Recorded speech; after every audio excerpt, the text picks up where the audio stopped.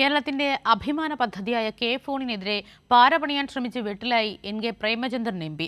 K phone കണക്ഷനുകളുടെ ലൈസൻസും ഗുണനിലവാരവും സംബന്ധിച്ച് തെറ്റിദ്ധരിപ്പിക്കുന്ന ചോദ്യങ്ങൾ പാർലമെന്റിൽ ചോദിച്ചായിരുന്നു എം.പിയുടെ സെൽഫ് ഗോൾ.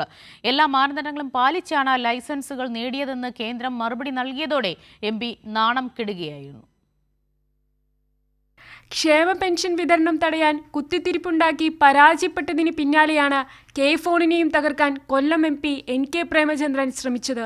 കെ ഫോൺ പദ്ധതി നിർത്തലാക്കുക എന്ന ലക്ഷ്യത്തോടെ ഫെബ്രുവരി 11-ന് 7 ചോദ്യങ്ങളാണ് പ്രേമചന്ദ്രൻ ഉന്നയിച്ചത്. കേന്ദ്ര സർക്കാർ കേരള സർക്കാരിന് കെ ഫോണിന് ലൈസൻസ് നൽകിയിട്ടുണ്ടോ? കെ ഫോണിന്റെ പുരോഗതി കേന്ദ്രം വിലയിരുത്തുന്നുണ്ടോ? പദ്ധതിയുടെ സാമ്പത്തിക സാധ്യതയും വാണിജ്യപരവും സാങ്കേതികവുമായ സാധ്യതയും പരിശോധിച്ചിട്ടുണ്ടോ? കെ ഫോണിന്റെ ഗുണനിലവാരം വിലയിരുത്തുന്നുണ്ടോ? തുടങ്ങിയവയായിരുന്നു പ്രേമചന്ദ്രന്റെ ചോദ്യങ്ങൾ. എല്ലാ ഗുണനിലവാര സൂചികകളും ഉറപ്പാക്കി ആവശ്യമായ ലൈസൻസുകളുടെ അടിസ്ഥാനത്തിലാണ് കെ ഫോൺ പ്രവർത്തിക്കുന്നതെന്ന് കേന്ദ്രം മറുപടി നൽകിയതോടെ എം.പി നാണം കെട്ടു.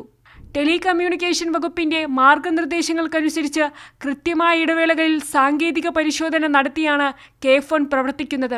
2026 ജനുവരി 31 വരെ കേരളത്തിൽ ആകെ 99,970 ഇന്റർനെറ്റ് കണക്ഷനുകൾ കെ ഫോൺ വഴി നൽകിയിട്ടുണ്ടെന്നും കേന്ദ്രം വ്യക്തമാക്കി.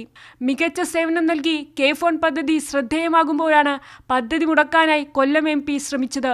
കഴിഞ്ഞ ദിവസം സംസ്ഥാനത്തെ ക്ഷേമ പെൻഷൻ വിതരണം തടസ്സപ്പെടുത്തുകയെന്ന ലക്ഷ്യത്തോടെ സഹകരണ മേഖലയിൽ ഇടപെടാൻ കേന്ദ്രത്തെ നിർബന്ധിക്കുന്ന ചോദ്യവും പ്രേമചന്ദ്രൻ ലോക്സഭയിൽ ഉന്നയിച്ചിരുന്നു. കൈരളി ന്യൂസ്, ദില്ലി.